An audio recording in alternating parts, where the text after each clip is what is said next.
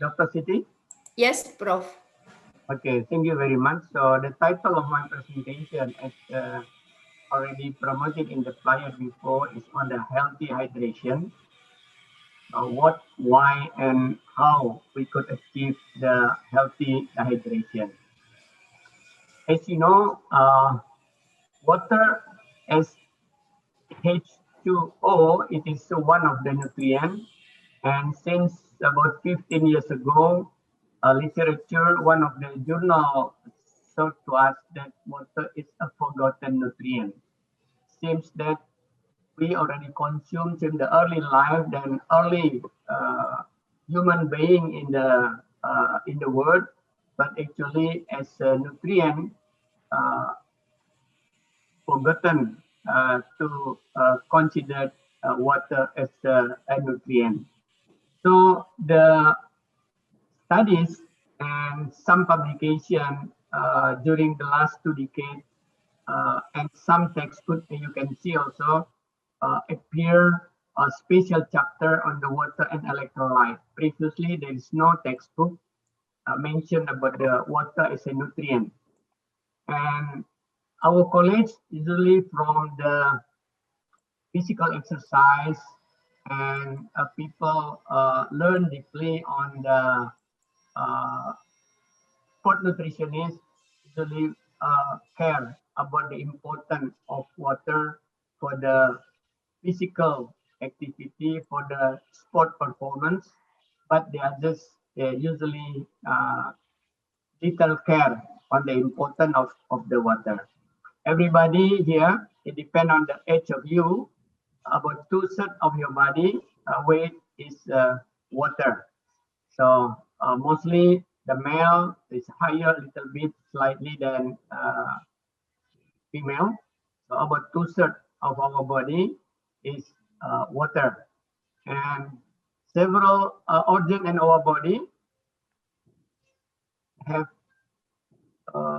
or contain water more than the other organ. Like bone is very small water content, but if we discuss about brain, kidney, lung, it is a very important internal organ. Even heart and eyes is contain more water, and the highest one is in the blood and the eyes, and also in our muscle. So without this component, our body organs will not perform optimally. So this one of the publication by Jacquer around 2009. Yeah, it also mentioned that the water is essential nutrient, mean our body cannot produce even through the micronutrient metabolism. We can get water by metabolizing a carbohydrate, protein, and fat, but about 90% of our water requirement should be from outside through drinking and eating. That's why it's called an essential nutrient. And you heard about Mahatma Gandhi. A human can go for more than 3 weeks without food. Mahatma Gandhi always apply in his life about fasting and sometimes also several days, yeah, not consume food. So he still survived without food up till 21 days. But for the water, no one could survive more than 7 days. Yeah. So some studies reviewed by Williams, most people can survive uh, without water no more than 7 days. And some studies also showed that especially for the hunger strike people who protest over the political things in the prison as a prisoner, if the body weight is contain a normal water at the beginning and also some fat storage can be live until 74 days, but is very rare. Mostly about 45 or 65 days without food, but without drink it can be only live up till 7 days. That implies how important the water for our body. This also several studies mentioned from the early 20 a decade of the 20s and then to the second decade about the how important is not only water for the normal people but also for the sick people and need to be uh, regulated or need to be controlled the water intake.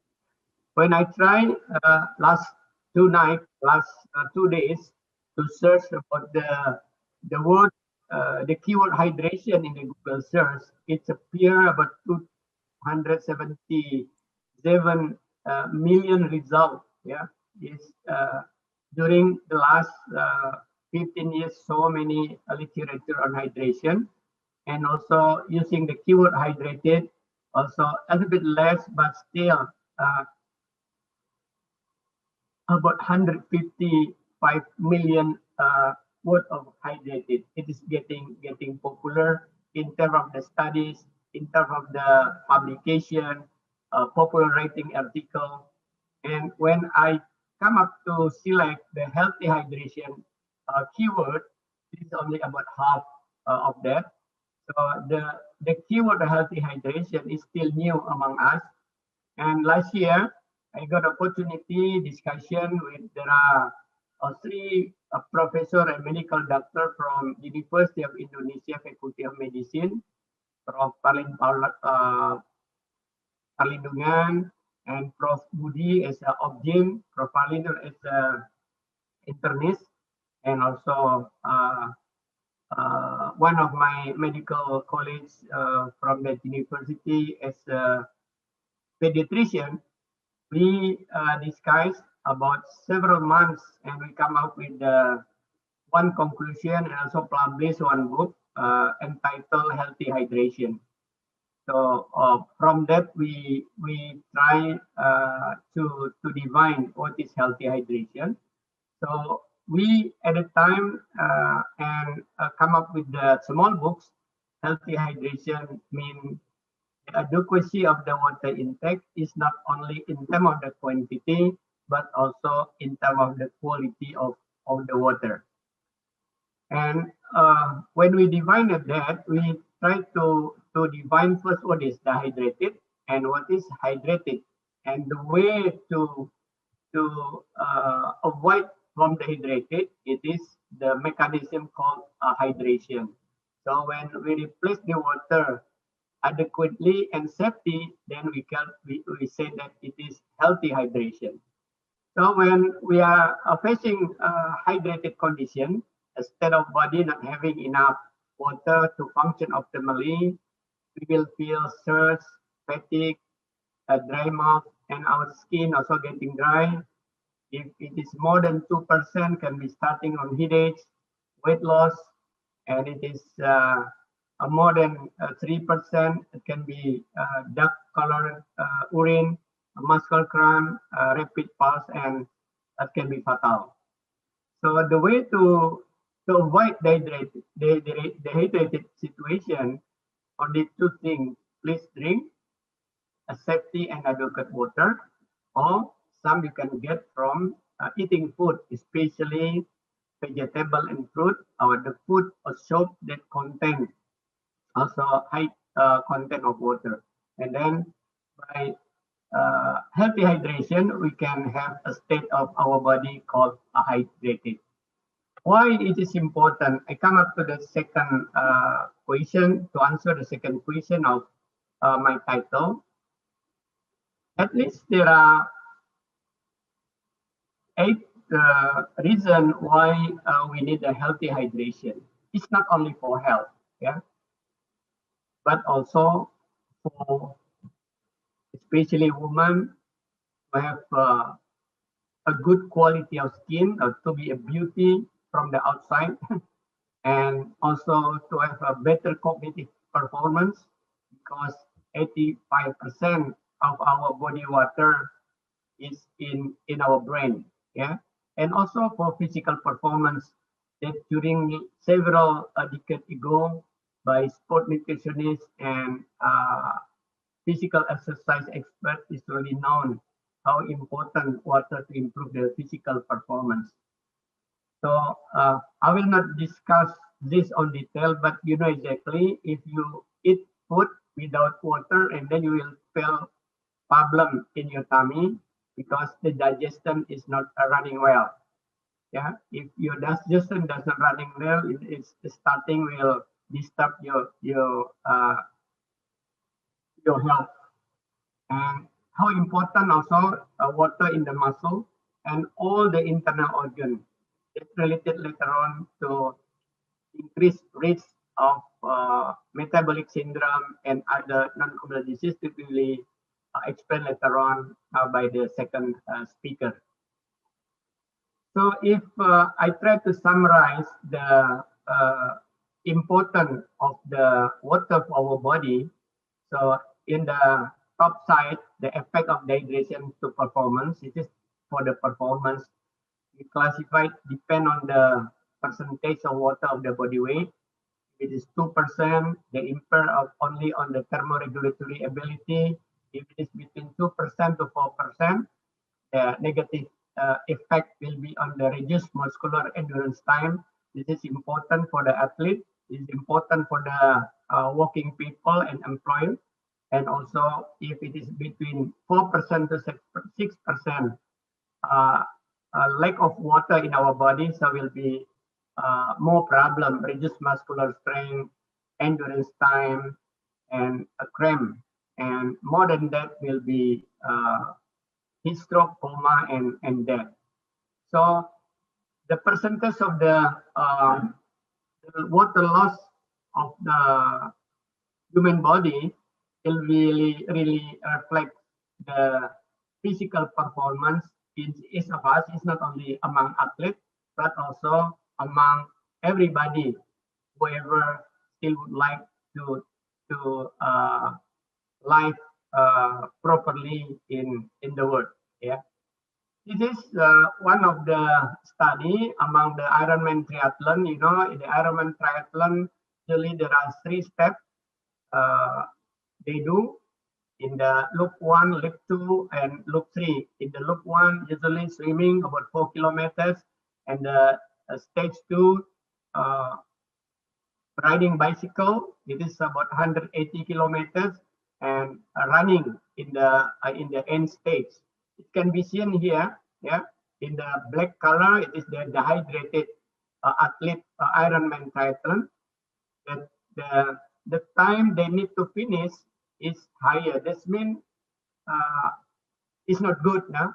The good one is the hydrated one with the white bar color. Yeah, so it's spend time to achieve the target on the swimming, on the cycling, and also in the running. It reflects a good performance for the healthy hydration Ironman triathlon. This is also so that the amount of the hydration, the water loss, it is in the axis. The higher the water loss, and then will affect on the aerobic exercise index. Yeah, in the left side. Also in the right side is about the performance. Yeah, so the higher the level of hydration, healthy hydration, the intake of the water when someone exercise, the better the performance. It is the summary of this graph. And also about the total body water loss. Yeah, if we lose more total body water, and then the plasma osmolality is getting higher, and will have a problem, will affect the physical performance. Here also comparing unflavored water, flavored water, and also salinated water related to the how much we could bring. So sometimes someone is only boring with the unflavored water, then you can put the flavored water. You can drink a flavored water, can be enriching with the slice of fruit or lemon and other thing, and then you will increase your appetite to drink.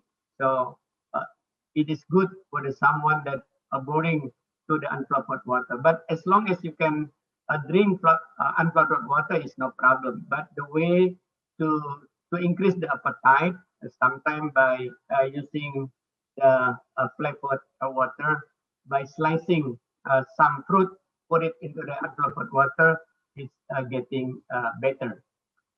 And now about the third question of how much and how to know that we are already healthy hydration or suffering from dehydration. So it is a very long study about 4 decades ago about the human body water balance. It is among the male adult. Approximately the requirement of one adult at the normal condition about 2.5 liter or 2,500 milliliter. How they got that water? It can be from metabolism water, because when we eat carbohydrate, protein, and fat, it metabolizes in our body, and the side production of that about 10% is water. And we got also water from food, especially the more fruit and fruit we consume it, the more we got the water from food. But in general, about 2/3 of our daily water intake, it is from beverage, include mostly in Indonesia, based on the study already done, it is plain water. And how the body use that one, and then to make a balance to throw it out from our body. There are several ways to make this balance. First, mostly from the urinated process, about 2/3 is through the urine, about 1.5 liter every day. We have an urine volume, and also sometimes we didn't realize that. That's why we call insensible loss via skin. Every day, depend on the temperature of the room, in the cold temperature or even in the hot temperature, your skin,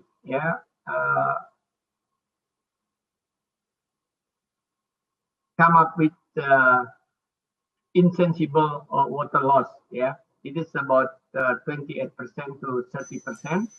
And the others, if you have exercise or physical activity, you sweat about 8%, and then among through your faces of about 4%. So in our body, the water consists of, there are intracellular. Excuse me, Prof. 2 minutes more, Prof. Yeah, there are intercellular, and also there are water in the extracellular. But of most of the type of water that we have, it is intracellular in our cell, and the extra cell is about 1/3 of that, so about 20%. And the way to control our body water, it also depends on the electrolytes, especially on the sodium or natrium. Yeah, this is several conditions. If the lowest the natrium will be hypovolume and will have a negative effect later on. If we increase our sodium, will be have also problem on our blood called hypovolume. And there are several conditions. The important thing, we need the normal extra cellular fluid, as I mentioned in the last column in the right side. So the first time WHO published about the water requirement, it is 2003, yeah. And then after that, year after that, the Institute of Medicine US published also from the expert review on how much water that we need. And Indonesia is already adopted about 10 years ago. We start Indonesia to develop the how much the water intake by each group. We call that Indonesian recommended dietary allowances, already include water requirement inside. And this is also, it depends on the the physical activity level and the temperature of the environment where people work, it can be up to 4.5 liter.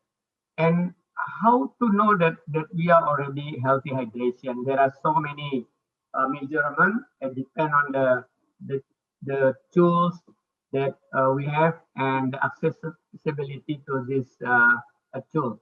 First, can be for using the body weight. It is usually for the athlete that before the uh, activity, before sport and after sport, they can measure and correct it with the urine and how many that the water they spend in the activity. That means that milliliter water have to be consumed.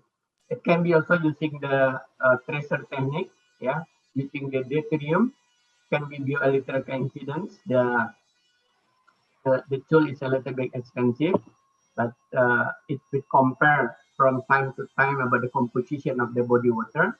Can be also plasma or serum osmolarity from the blood, can be also from the urine. The most common one, urine osmolarity or urine specific gravity, but the third one is the plasma osmolarity. And also the simple one is urine color that already developed by Prof. Larry Armstrong from US. So using this simple one like this is can easy as long as we have a good uh, electricity lamp to see, cannot in the dark toilet to see whether the color is appropriate, we are hydrated or we are dehydrated. So the darker the color, this means we need to more we need to drink more water. So Excuse me, sometimes people Prof. ask how much the water we need. So this is the last slide for me. That the ancient philosopher Hippocrates uh, said that everything exists is opposed to the nature. So if we drink so much water, for instance, if we drink 5 liters of water only about 5 or 10 minutes, and there will be have a problem. But if we drink slowly, step by step, according to our requirement, just make us a good, healthy hydration. So I come up to the conclusion, Bu Siti, the healthy hydration is to get the right amount and quality of fluid to be healthy and productive. Healthy hydration is important for optimizing cognitive, physical, and physical function for our body. And there are some measures of healthy hydration. The most simple one is urine color and combined with the clinical signs like thirsty, fatigue, headache, and etc. Thank you very much for your attention. I refer back to Dr. Siti.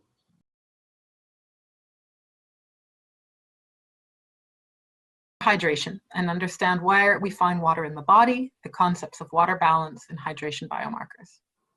Second, we'll talk about the evidence that we actually have today that healthy hydration is associated with non-communicable disease risk or prevention. Very briefly, we'll speak about kidney health, metabolic health, vascular health, and some other new emerging areas that are quite interesting. And finally, to tie this in with something practical, we'll talk about what it is to be well hydrated and some evidence-based targets for fluid intake and hydration biomarkers that might be relevant for your patients as well as you and your family and friends. So to start off, just a quick reminder that we are made of water. Quite literally, more than half of our body mass is made up of water.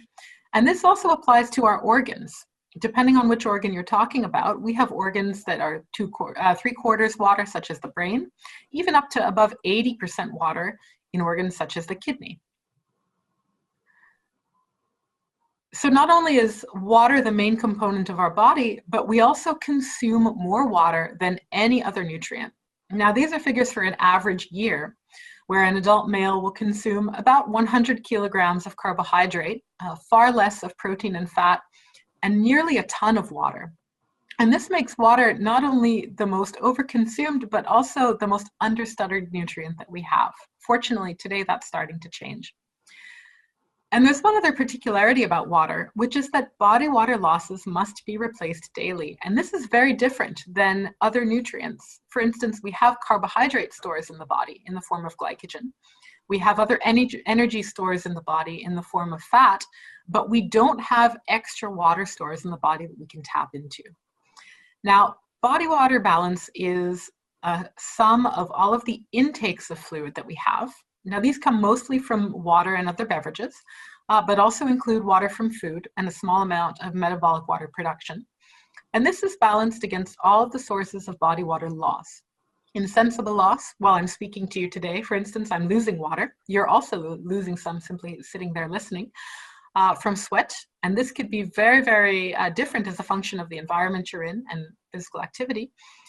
And a major area of water loss is urine. Now, this is going to be quite adaptable, with losses of just as little as 500 mLs per day in someone who drinks very little, or up to 2 liters or 3 liters more, someone who drinks more. Now, this brings me to a really important concept about low drinkers and high drinkers, and you'll see this as the presentation goes on. But very quickly, in situations of high fluid intake, the hormone that regulates body water balance, the antidiuretic hormone, or AVP, is quite low. And as a result, there is a high volume of urine production, and the urine is not very concentrated because there's the same amount of solute, but in a larger volume of water. Conversely, in low drinkers or in situations of low fluid intake, here's what will happen. Antidiuretic hormone will increase, and this will increase water reabsorption in the tubules of the kidney and result in a lower urine volume excretion at a higher urine concentration. Body water will probably not change very much because the body is actually quite good at regulating body water. And so you'll also see normal plasma osmolality. You may or may not see increased thirst, and you may also see an increased cortisol production in the situations of low intake. So signs of someone who is a low drinker or chronically underhydrated would be someone who has a low habitual fluid intake, a low thirst signal. These people may not be more thirsty than people who drink more water. Normal plasma osmolality, they are not dehydrated, with higher circulating AVP, possibly higher circulating serum cortisol, and a low urine volume and high urine concentration. So these are the signs to look for. Now that we know what to look for, what evidence do we have that hydration is associated with non-communicable disease risk or prevention? Well, first off, why would hydration impact on non-communicable disease risk? Well, from an indirect perspective, it's very clear that favoring water intake over other beverages contributes to a healthy lifestyle. We know, for instance, that sugar-sweetened beverage consumption is associated with increased metabolic health risk in adults. And we also know that people who increase plain water intake in the place of sugar-sweetened beverages or fruit juices, that might be associated with lower weight gain over time. So drinking water just in general is going to be the healthiest choice. But above and beyond just a substitution role, may water intake and hydration play an independent role in modulating this non-communicable disease risk? Is there something really going on with the water intake itself or with the hydration process itself that may be contributing?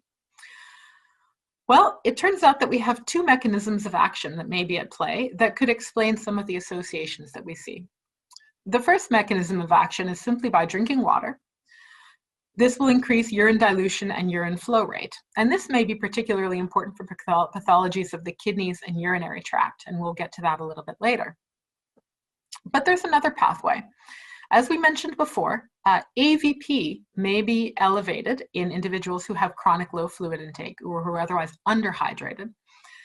As we know, AVP acts upon the kidney, use FNV2 receptors to synthesize aquaporin-2, which will open more channels for water reabsorption and result in a lower volume of highly concentrated urine.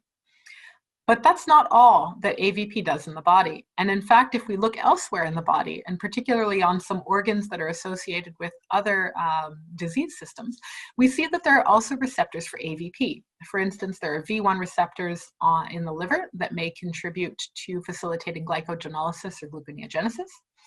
There are V1b receptors on the pancreas that, as a function of the external environment, may actually facilitate either insulin or glucagon release.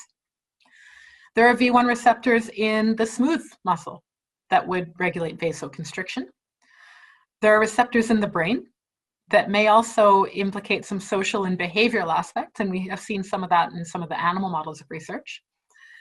And finally, we know that when AVP is secreted, this also tends to act with CRH to secrete ACTH and then cortisol. So AVP could also be a signal for an upregulation in some of the corticotropic hormones. This, we know, could also be linked to gluconeogenesis, could also inhibit insulin release, and could also work at the level of some of the fat cells. So, we do have some mechanisms here that might suggest quite reasonably that water intake and the processes by which the body regulates hydration could have an impact on health. Another thing to note is that the way that we look for links between water intake, hydration, and disease risk is largely through cohort studies. Now, cohort studies are large groups of individuals, and they are good to establish links or associations between a behavior, such as eating or drinking or smoking or exercise, and a health outcome. It's important to note, though, that cohort studies cannot establish that a specific behavior caused a specific health outcome. So we're largely here talking about association studies with very few exceptions. So here's a little bit of the tour of the body that we're going to take today. We'll talk about kidney health, metabolic health, cardiovascular disease, stroke, and potentially some other non-communicable diseases that may be linked with hydration.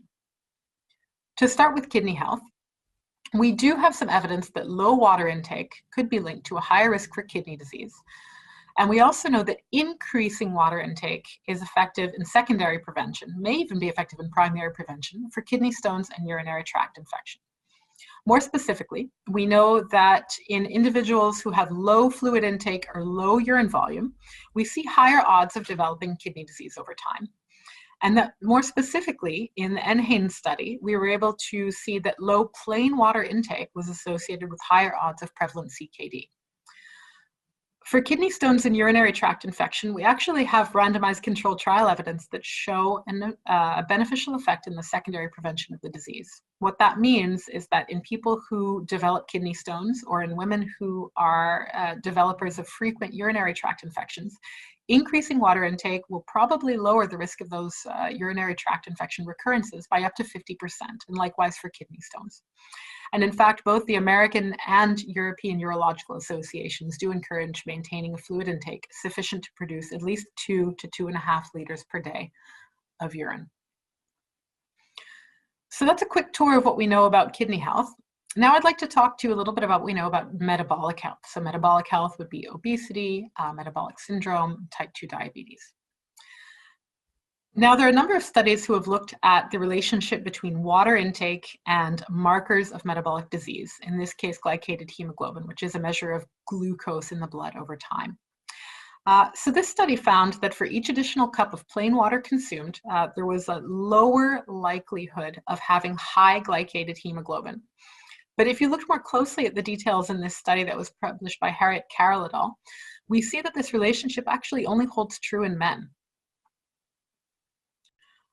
Now, similarly, if we look at a slightly older French study from Ronan Roussell's group, this group also reported that higher plain water intake was associated with lower odds of developing hyperglycemia or diabetes over a 9-year period. But if you look more closely at the data, again here, this relationship only appears to hold true in men. The relationship was not observed in women. And finally, in a study that was only done in women, this is a large American cohort, where they looked at plain water intake and the development of type 2 diabetes, they found that in women only, there was no relationship between plain water intake and diabetes development. So this also kind of goes along with the 2 previous studies that I've mentioned, suggesting that maybe this is an effect that's much more prevalent or much more important in men. Now, those were studies looking directly at the impact of water intake. If we look at studies that look at AVP, we see a slightly different picture. This is a Swedish cohort that looked at high circulating AVP as measured by its surrogate copeptin. And higher circulating AVP is really interesting because it predicted not only higher fasting blood glucose and higher fasting insulin, but also predicted the onset of new onset diabetes with an actually very high risk ratio. So what you see here is that in the lowest quartiles of copeptin versus the highest quartiles of copeptin, people with highest levels of circulating copeptin were 3 to 4 times more likely to develop incident diabetes. And this is even true among people who had non-impaired fasting glucose at baseline. So this is pretty remarkable. So far what we know in metabolic health is that plain water intake appears to be linked to diabetes risk, but only in men. But that if we look at AVP, we can see that higher AVP is linked to higher glucose, higher insulin, and diabetes risk in both men and women. Now, what do we know about cardiovascular disease? Here we don't actually know as much, and the evidence is quite mixed. A couple large studies have found no associations between total water intake and the odds of cardiovascular disease. And this comes from both an American study and also a Swedish study who looked at copeptin or vasopressin and also found no relationship between vasopressin and heart disease or cardiovascular health in the general population. But there is one other study I wanted to bring to your attention because I think it's a study that's quite interesting. So this is an American study that was done in a very specific healthy population. So the Adventist Health Study is a study that was done in a group of religious people in the United States who have very specific beliefs that include not smoking, not drinking much alcohol, and eating a largely vegetarian diet. So these were people who were young at baseline, had normal BMIs for the most part, were quite educated. And as I mentioned, low smoking rates, very low alcohol consumption, regular exercise, and a healthy diet. So these are all factors that we would generally associate with being very protective against cardiovascular disease. Now in this study, they asked individuals to report how much plain water intake they drank per day, in glasses per day. And what's fascinating here is that despite all of these other healthy behaviors, across the board, higher plain water intake was associated with a lower risk of fatal coronary heart disease. Now again here, the trends appear to be much stronger in men than in women. And that's interesting because it replicates a little bit of what we saw in the metabolic health studies. So for cardiovascular disease, I would say that the evidence is mixed. There are 2 major cohort studies that have shown no evidence whatsoever for a link, and 1 strong study suggesting that water may be protective. Now let's move up to the brain and talk a little bit about stroke. Now this is not a cohort study. This is an observational study in which stroke patients who were admitted to the hospital were classified as either being well hydrated or as being underhydrated or having poor fluid intake based on their urine osmolality at admission. What the researchers found is that the patients who were classified as underhydrated were more likely to be classified as having a severe stroke at admission. And at discharge from the hospital, they were more likely to have a worse independence score, which means probably needing more help getting over this stroke. Now, this is an observational study. There was no intervention here. So yeah, we can't really draw very strong conclusions. But clearly, this is some very interesting work that will need to be followed up on to see if hydration may be a factor, not only in preventing stroke, but also potentially reducing its severity. So we've taken a tour of kidney health, metabolic health, cardiovascular disease, and stroke. But what about other non-communicable diseases? Now, this is a study that has not yet been replicated, and it's a little bit complex to go through, but I thought it was interesting to take you through this study because this group, headed by Natalia Dmitrieva in the United States, actually did a study that looked at both animals and humans. So the first experiment involved mild, lifelong water restriction in mice. And throughout most of the lifespan of the mice, these mice appeared to be developing very normally. First thing you can see is that their urine osmolality was much higher in the group who was on water restriction.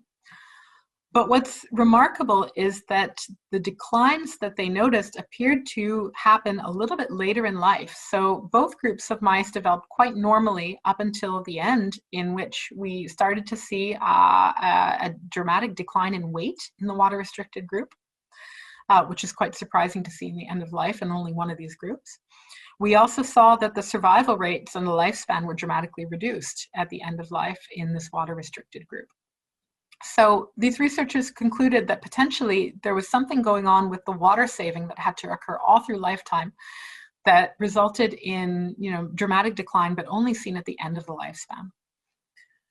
So once they had done that, the same research group looked at an American cohort in which there wasn't a measure of water intake, but there was a measure of serum sodium, which they used as an indicator of underhydration. High serum sodium would indicate a high plasma osmolality, which may even be considered dehydration, depending on who you ask. And then they looked at the associations between serum sodium and a whole host of outcomes, including dementia, heart failure, lung disease, kidney disease, cardiovascular disease, but also things like blood pressure, stroke, asthma, diabetes. And what they found is that the individuals that had the highest levels of serum sodium were also at higher risk for the development of many of these diseases. Now, this is a really broad range of diseases, and these results have not been replicated for the most part, but it's certainly a really interesting proof of concept study that potentially the importance of hydration may extend into some areas where we're not quite clear yet as to the mechanisms or exactly how it might work. So now that we've gone through a tour of kidney health, metabolic health, and vascular health, I'd like to bring this a little bit home to something a little more concrete, something you can use with your patients, which is, well, how can I tell if my patients are well hydrated? What are some good guidelines that I can give? So how much water does a person need? Well, certainly enough to replace all water losses and to produce a sufficient quantity of dilute urine. And that means that for most healthy adults, total water intake from foods and fluids should probably approach somewhere around 2.5 liters. It'll depend, obviously, depending on the individual, depending on body size, depending on environment. What should I be drinking? Well, very clearly, water is the healthiest way to hydrate and is the only fluid the body needs. And that it's also clear that replacing sugary beverages by water is a very healthy hydration choice. If you're interested, there is a very practical and evidence-based scoring tool that evaluates healthy beverage choices. And this has been proposed by Kia Duffy, and it's available online. And this guides you through a checklist about what types of drinks may contribute to having a healthier beverage index. And finally, given that water needs vary per individual, how can an individual tell if they're well hydrated, or how can you help tell if your patients are well hydrated? Well, if you have access to a lab, dilute urine, represented by a urine osmolality of about less than 500 milliosmoles per kilogram, is a good sign. Certainly, there are also targets that are a little bit easier to measure, with urine-specific gravity and a urine color of less than 3 on an 8-point scale. But another tip that you can ask your patients to do is to simply count your daily trips to the toilet. In adults, 7 voids in 24 hours is associated with optimal hydration. We have a whole host of other hydration education materials available at the Hydration for Health Initiative website, and I would encourage you all to connect and to join if you're not members. You can also follow us on various instances of social media, including LinkedIn and Twitter. And with that, I'd really like to thank you for your time. Have a great day.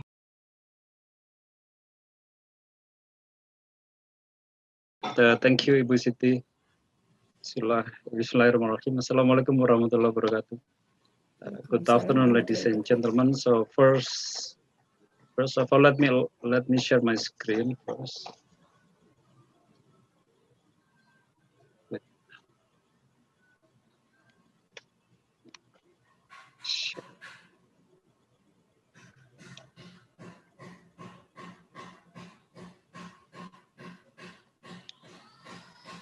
Yes, it's there. Yeah, Bapak. first of all, yes, it's there. Okay, yeah, great. So first of all, thank you so much for the committee of the Second International Symposium on Food and Nutrition, and particularly to Professor Hardinsyah as the President of Federation of Asian Nutrition Societies for having me. It is really an honor to be here with you, definitely. And then I'm going to talk something different. Actually, I really follow the discussion on the previous presentations, and now I would like to give you the different perspective related to, still, of course, definitely we can correlate to the hydrations, of course, but this is coming from the different perspective, because at the end, we believe that healthy hydration comes from the healthy nature.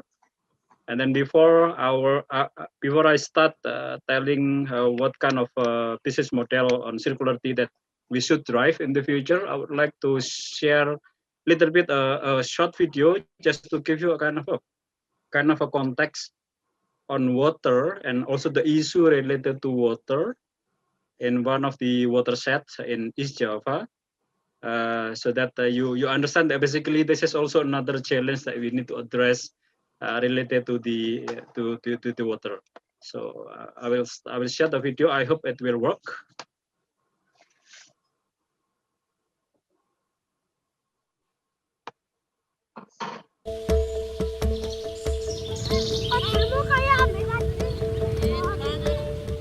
Udah tanam sini aja sih. Sih. Dulu gak seperti ini. Tanaman-tanaman besar-besar sih. Sini sih. Sekarang kok malah gini ya, apa ya? Kalau dulu sungai-sungai ini gak seperti sekarang. Bahkan sawah itu cukup dari aliran sungai. Kalau sekarang sudah mulai kurang.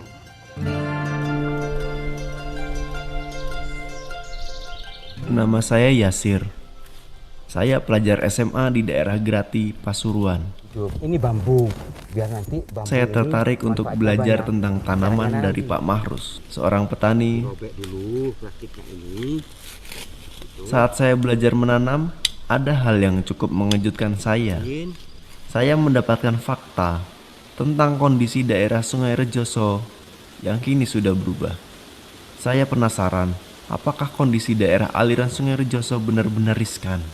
Karena kan rencananya ini akan dimanfaatkan oleh banyak orang. Nanti kalau udah dekat, Waalaikumsalam. Oh, aduh. Iya. Kenyataannya, saat berkenalan dengan Pak Gun, beliau juga menjelaskan hal yang sama. Melakukan pengamatan. Oh iya, Pak Gun adalah dosen dan peneliti lingkungan. 10 tahun terakhir, dia konsentrasi pada daerah Pasuruan. Masing-masing bisa kita ukur. Das Rejoso itu merupakan sebuah das yang panjang sungainya sekitar 22 km saja. Tahun 90-an itu dari cincin bagian hulu, 70% itu masih hutan, tapi sekarang sudah kira-kira tinggal sekitar di bawah 10%. Di daerah hulu ada banyak penambang galian C yang jumlahnya sekitar 40 lebih penambang, yang mana ini akan melukai lapisan cap rock. Saat ini yang paling menjadi perhatian adalah mata air umbulan. Ya. Kita tahu bahwa mata air umbulan ini merupakan mata air yang sangat jernih, kualitasnya sangat bagus, dengan debit yang sangat besar, pernah mencapai hampir 6.000 liter per detik di tahun 70-80-an. Nah, saat ini debitnya semakin berkurang. Sekitar awal tahun 2016 ini kami melakukan pengukuran, kenyataannya hanya menjadi 3.200 liter per detik rata-ratanya. Ini juga ditambah lagi dengan daerah tengah, daerah lepasan ini, masyarakat juga belum mendapatkan air minum dari pemerintah daerah, sehingga mereka dibebaskan untuk melakukan pengeboran. Nah, ini semua tidak dikendalikan dengan baik, tidak dikelola dengan baik, sehingga air keluar selama 24 jam sehari, ini bertahun-tahun keluar, sehingga akhirnya ini akan mengancam keseimbangan air tanah. Jadi antara air yang masuk ke recharge area dan air yang keluar di discharge area, ini sudah tidak lagi balance.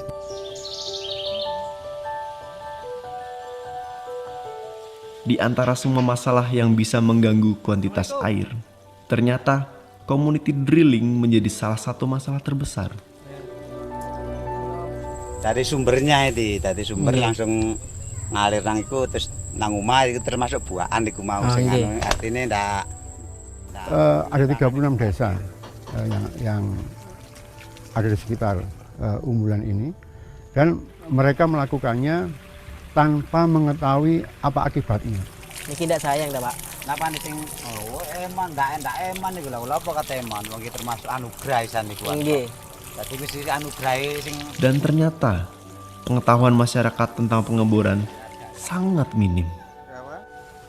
Mereka menganggap bahwa air itu berasal dari yang di atas, dan air ini seolah-olah tidak akan pernah habis, ya. Meskipun mereka juga sadar dengan adanya penurunan air di banyak sumur mereka, ini mereka sudah merasakan ada sesuatu, tetapi belum sadar. Nah, ini butuh penyadaran. Manusia seringkali lupa bahwa kebaikan alam harus dibalas dengan kebaikan. Di masa depannya pasti akan terjadi kekurangan air. Ini sudah sangat mengkhawatirkan. Untungnya saat ini ada beberapa pihak yang sudah mulai menyadari permasalahan di daerah aliran Sungai Rejo. Kita sangat ingin menggandeng semua pihak, baik dari akademisi, kemudian pemerintah daerah, kemudian juga mungkin private sector, komunitas, dan pihak-pihak yang lain yang peduli terhadap pelestarian sumber daya air di Pasuruan ini untuk bahu-membahu mencari solusi bersama. Manusia ini adalah dipasrahin oleh Tuhan untuk penguasa bumi. Kita ini orang hidup, ayo sama-sama dijaga. Itu air jangan sampai buang-buang.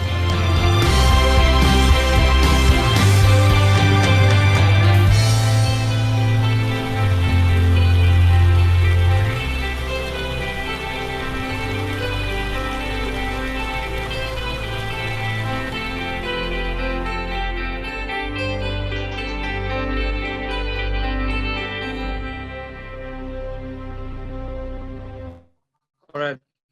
So this is just to give you kind of an idea on, another challenge related to water that actually happen surrounding us. Then the thing is that what we can do to, to overcome this kind of challenge, because at the end, we as especially us for Aqua as a business, we believe that the best and purest form of water comes from the balance of the water. Therefore, we need to make sure that we protect the water, and then also we ensure the sustainability of the water, so that water will keep flowing. It's not only for us, for our community.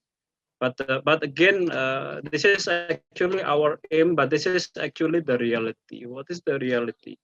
This is actually, I took this picture myself. This is actually the area where in the video that you just saw. So this is what is happening, which is the land use change in the area of the recharge area where the water infiltrate to the aquifer. This is the situation. So before it was forest, it's now becoming the agriculture farm like this. And then the use of water, which is I think we need to really engage with the community to be also understand the challenge, how to use the water responsibly. And of course, this is only one water set, but actually in many other water set, is the challenge is more or less the same, even it's not exactly the same, but the challenge is there. So this is also another example on how actually the water pollution is also happening if we are not really able to manage the water properly. So this is just to give you a perspective that there will be a challenge on water because the population is increasing. The water set, as I mentioned before to you, there was a challenge in terms of the land use, in terms of the excessive water usage. So there will be a potential shortage in 2050 if we do nothing. And then another challenge that we have also, I believe you're also quite exposed to the topic, which is on the plastic waste. Almost every day we read or we expose on the challenge on the plastic waste, which is entering the waterways, at the end goes to the oceans. And then if we do nothing as well, or the business as usual, there will be more plastic than fish in 2050 according to the research. So from what I mentioned before, that actually this is from the research as well, from the World Economic Forum. What will be the global risk in 2020 based on the research on 2020? You see, there is kind of a shifting from many different risks to majority the environmental related risks like the weather, climate, natural disaster, biodiversity, and so forth. And then also, what if we predict in the future, the risk is also majority is related to the environment. Despite of some other risks that we have to face. So of course this will we need to do something actually. Why? Because at the end, our future generation is really asking us, from the government, from the industry, from many different stakeholders actually, what we can do so that in the future of our generation will be remain as before actually. And then this kind of movement is not only happening, in outside of Indonesia, but this is also the climate rally. I would say the climate strike is everywhere, including in Indonesia, because actually they ask, as I mentioned to you, the government, industry, and many different stakeholders to really to literally do actions on what we can do. And this is, actually the response of the government. During the Paris Agreement, the government all over the world agreed to address the climate change, to limit the temperature by 1.5 versus the industrial area as the industrial period. So this is kind of the commitment from the government, and then now. Basically, the consumers or our consumers is also getting more and more aware about this topic. From the research, actually, you will see that, of course, they want to understand about the health impact of the product, and then also the affordability, and so forth. But you see that the planet is also becoming a topic where our consumers want to understand more, because they pay more attention to what is happening to our planet in the futures. And then from the research, actually, you see that actually they also, I would say, prepare to pay more if necessary, if the product is really concerned to protect the planet. And then now I start moving to the industry. Then how industry is respond? What we can do to respond this? I use this CDP as one of the reference, because actually this is kind of a self-declaration from the company on our commitment related to the climate change, to the forest, to the water security. What is actually our ambition? What are we going to do? This is actually, as a company, we declare to the CDP, and it's quite open and transparent. And then we as Danone, actually, we are among very few, which is only, I think, 10 or less than 10, accredited as AAA, which is where we really committed to the climate change, forest, and water security. This is, at the end, it is reflected to the way we do business. How we do business, actually, we start really introducing the circularity business model, scaling up the circularity business model, where actually we try to minimize the use of natural resources, so that we are able to to minimize the extractions, and at the same time also use the waste as a resources. If you see here on the right side, actually our business model is more on circularity through our reusable jugs, and also how we use our waste as resources with recycled product, and also use more renewable energy, and also preserve the water.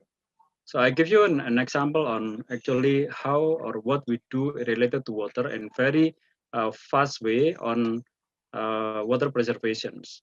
So this is to illustrate how we operate. So this is actually our factory, which is we are normally operate in water set like this. This is, we call it the water set, where we also operate and surrounding us actually also the community. And then we have to understand the area where the water infiltrate to the aquifer. So this is the area where we need to protect, because before it was forest and now becoming agroforestry, agro-agriculture activities, and then soon becoming housing. Then what we need to do in this area to make sure that the water still able to infiltrate with the good quality, so that in the future the sustainability of the water for us, for the community, in the downstream is still maintained. This is a picture of initiative that we have. For example, we we put a recharge well so that water will infiltrate to the aquifer through the recharge well. And that also related to the climate. This is our commitment, which is we want to be carbon neutral 2050, 100% renewable energy. So challenging, of course, to assess renewable energy in Indonesia, but this is one of our initiative to minimize the use of fossil so that we are able to use the abundant resources of energy, which is sun, which is I would say this is really abundant of energy resource in Indonesia. And then now I go quickly to the packaging because as I mentioned before that the packaging also has an impact if we are not managing properly. And as Aqua, we already started move towards circularity model through our reusable jug since 1983, and then we are also responsible for our bottles, which is in 1993 we start introducing the collection initiative through Aqua Peduli, so that we are able to collect our plastic bottle so that we can use it for many different good product. And then this is in the 2010 we started increasing the collection of our PET bottle, which is up to now already reached more than 12,000 tons of plastic bottle, where we really use it for our bottle. So it is actually bottle to bottle model, which is up to now we already use up to 25% of recycled content in all bottles, which is definitely it meets the FDA approval, the halal, the quality, all of the relevant certifications. And then of course this is not enough. Therefore, in 2018 we really make a kind of a bold commitment through our Bijak Berplastik or Be Plastic Wise, to scaling up our commitment to collect more than we produce by 2025, to do the education for consumers, for community on the waste, and also to keep innovate our product. So if you look at how we describe our Bijak Berplastik to address the plastic waste challenge, so that we are able to really prevent plastic waste entering to the oceans, I would like to describe like this. First, we need to make sure that our product will be 100% recyclable. Make sure that it can be recycled, because many plastic cannot be recycled. And also we introduce RGB or returnable glass bottle, which is now available in Bali. And then we have to educate our consumers systematically through the school, through the curriculum, campaign with our consumers, so that the awareness on waste is getting there. And then 80% of plastic entering to the ocean actually coming from the land. So therefore, we need to address collection on the land through many different initiatives like RBU collections, and then also connecting with startup like also with the Grab collection, and also we do the waste management collection at the city level. So this is one of the example in Lamongan, so that we are able to prevent plastic entering to the oceans, because Lamongan is near the ocean through the systematic approach. And then also we do the river interceptor. This is in Jakarta, so that we can prevent plastic entering the oceans, because we stop with this kind of system, which is now still in operation in Cengkareng Drain. And of course, we need to increase the use of recycling materials through the scaling up the recycling industry, and also try to find a way what we can do to recycle, and also to have an open loop solution to convert the plastic waste becoming more valuable product like apparel, and also some other type of product. So this is just to have a quickly from the different angle, different perspective, that basically we have to do something also, because to preserve our environment, because we believe that healthy hydration comes from the healthy nature. So I would like to take this opportunity also to really have kind of a invitation for you guys. If you want to really working together with us, then I would be happy to get in touch with you to bring more impact for our nature. Okay, so thank you so much. So I would like to discuss for any questions from the audience. Thank you.